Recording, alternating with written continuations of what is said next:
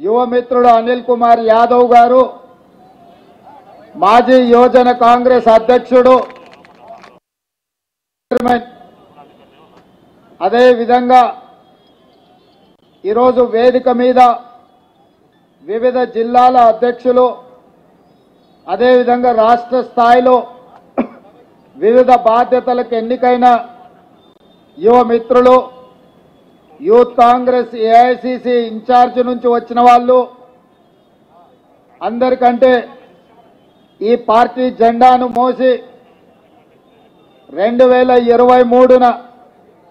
ప్రజాపాలనను కాంగ్రెస్ పార్టీకి అధికారంలోకి తీసుకొచ్చిన యువ మిత్రులందరికీ కూడా శుభాకాంక్షలు మనస్ఫూర్తిగా ధన్యవాదాలు తెలియజేస్తున్న మిత్రులారా యూత్ కాంగ్రెస్కి ఎంత శక్తి ఉందంటే ఆనాడు హనుమంతరావు గారి యువజన కాంగ్రెస్లో పనిచేసిన చంద్రబాబు నాయుడు గారు కావచ్చు, చంద్రశేఖర్ రావు గారు కావచ్చు,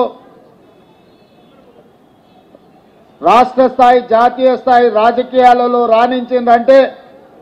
యువజన కాంగ్రెస్లో వాళ్ళు పొందిన శిక్షణ, యువజన కాంగ్రెస్ ఇచ్చిన అవకాశాలు. ఈనాడు రాష్ట్రంలో సీనియర్ నాయకులు షబ్బీర్ అలీ గారు కావచ్చు, లేకపోతే ఈనాడు పిసిసి అధ్యక్షుడిగా ఉన్న మహేష్ కుమార్ గౌడ్ గారు కావచ్చు, లేదా మంత్రివర్గంలో ఉన్న మిత్రులు పొన్నం ప్రభాకర్ గారు కావచ్చు, ఈరోజు ఉప ముఖ్యమంత్రి బట్టి విక్రమార్క గారు కావచ్చు, అదేవిధంగా లోక్సభలో ఎన్నికైన చామల్ కిరణ్ రెడ్డి నుంచి మొదలు పెడితే చాలామంది యువజన కాంగ్రెస్లో కార్యకర్తలుగా తమ ప్రయాణాన్ని మొదలుపెట్టి ఈరోజు రాష్ట్ర స్థాయి జాతీయ స్థాయిలో వివిధ హోదాలలో రాణించారు.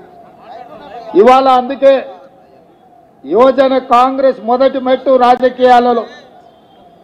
యువజన కాంగ్రెస్ నాయకులుగా ప్రజల దగ్గరికి వెళ్ళి విద్యార్థి యువజన సమస్యల మీద పోరాటం చేసి పేద ప్రజల యొక్క అభ్యున్నతికి ప్రజల దగ్గరికి వెళ్ళినప్పుడే రాజకీయాలలో ఈరోజు శివచరణ్ రెడ్డి వాళ్ళ తండ్రి జక్కిడి ప్రభాకర్ రెడ్డి గారు, ఆనాడు సుధీర్ కుమార్ గారు ఆనాటి యువజన కాంగ్రెస్ అధ్యక్షుడిగా ఒక గుర్తింపు పొందిన మాజీ కేంద్ర మంత్రివర్యులు శివశంకర్ గారి కుమారుడు సుధీర్ కుమార్ గారితో యువజన రాజకీయాలలో రాణించాడు. రెండో తరం ఇప్పుడు శివచరణ్ రెడ్డి ఈరోజు మళ్ళీ యువజన కాంగ్రెస్ అధ్యక్షుడిగా బాధ్యతలు నెరవేర్చాడు. మరి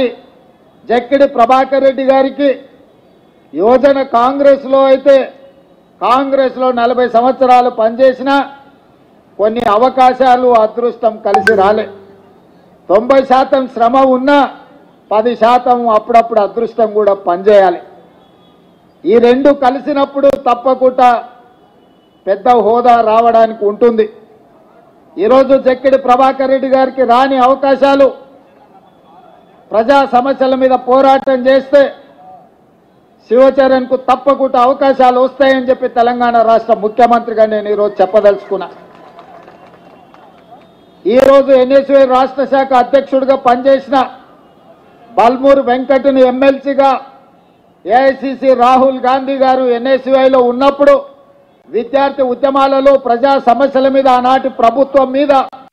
పోరాటాలు చేసి ఎన్నో కేసులు కట్టుకొని ఎన్నోసార్లు జైలుకి వెళ్ళాడు. ఆనాడు ఎన్ఎస్యుఐ బల్మూరు వెంకట్ టీం జైల్లో ఉంటే చెంచల్ కూడా జైలుకి వెళ్ళి ఆ విద్యార్థి నాయకులను మన నాయకుడు రాహుల్ గాంధీ గారు పరామర్శించి మీకు అండగా పార్టీ నిలబడుతుంది, మీరు కొట్లాడండి, తప్పకుండా తెలంగాణ రాష్ట్రంలో ప్రభుత్వం ఏర్పాటు చేస్తాం,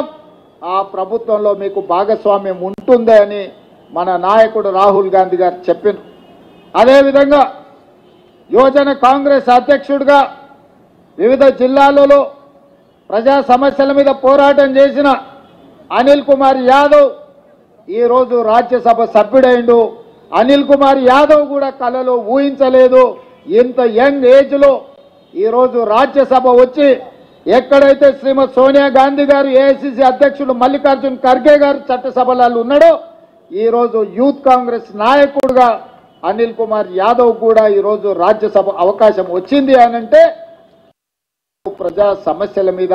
పోరాటం చేయడం వల్లనే. అందుకే ఈరోజు ఇక్కడికి వచ్చిన యువజన కాంగ్రెస్ మిత్రులందరికీ నా సూచన ఒక్కటే, అవకాశాలు కొందరికి రావచ్చు, రాకపోవచ్చు, కానీ ప్రజా సమస్యల మీద పోరాటం చేయడం మానొద్దు. ఈనాడు మన ప్రభుత్వం ప్రజలు కోరుకున్నారు, మార్పు కావాలి, కాంగ్రెస్ రావాలి అని తండాలలో, గూడాలలో, మారుమూల పల్లెల్లో ప్రతి కాంగ్రెస్ పార్టీ కార్యకర్త, దళితులు, గిరిజనులు, ఆదివాసీలు, బలహీన వర్గాలు వీళ్ళందరూ కూడా కలిసికట్టుగా మూకుమ్మడిగా కాంగ్రెస్ పార్టీ జెండా మోసి భుజాలు కాయలు కాసినా కూడా జెండా వదలకుండా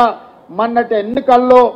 ఖచ్చితంగా నిలబడి కొట్లాడినరు కాబట్టి పైలట్ అధ్యయనం ద్వారా ఫీల్డ్ సర్వీసెస్ పూర్తి కావడానికి ప్రభుత్వాన్ని ఏర్పాటు చేసుకున్నాం.